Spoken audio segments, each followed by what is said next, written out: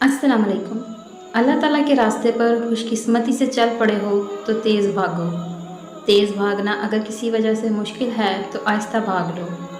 थक गए हो तो चलो, ये भी नहीं कर सकते हो तो घसीट लो, मगर वापसी का कभी ना सोचना। दुनिया में सबसे तेज़ रफ्तार चीज़ दुआ है, जो दिल से ज़ुबान तक पहुँचने से पहले अल्लाह ताला के पास पहुँच जाती है।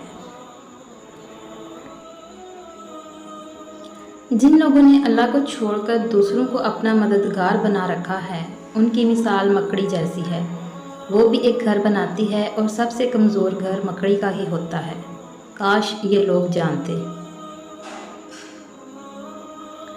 अकड़ तब तक चलती है जब तक पकड़ नहीं होती, और मेरे रब की पकड़ बड़ी सख्त है।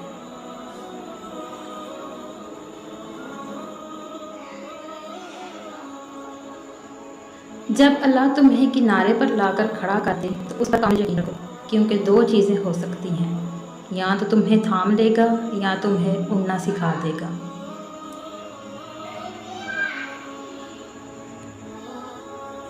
जो लोग आपको बिला वजह अजियत देते हैं, उनको कुछ कहने की बजाय अपनी शिकायत अल्लाह ताला के पास जमा करवा दें, फिर देखें सिर्फ इंसाफ मिलेगा।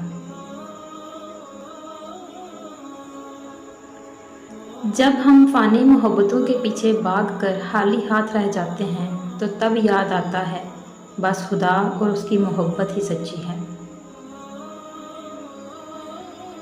शुक्र अदा करने की वजह नहीं ढूंढनी चाहिए, बल्कि आदत डालनी चाहिए, क्योंकि शुक्रगुजार लोगों से अल्लाह बड़ी मोहब्बत करता है।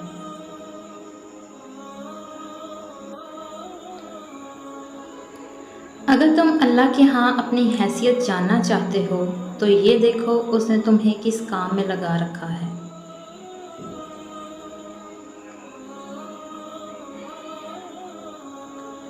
लोग ये तो नहीं जानते कि क़यामत के रोज़ उनके साथ क्या होगा, लेकिन वो ये जानते हैं कि दूसरों के साथ क्या होगा।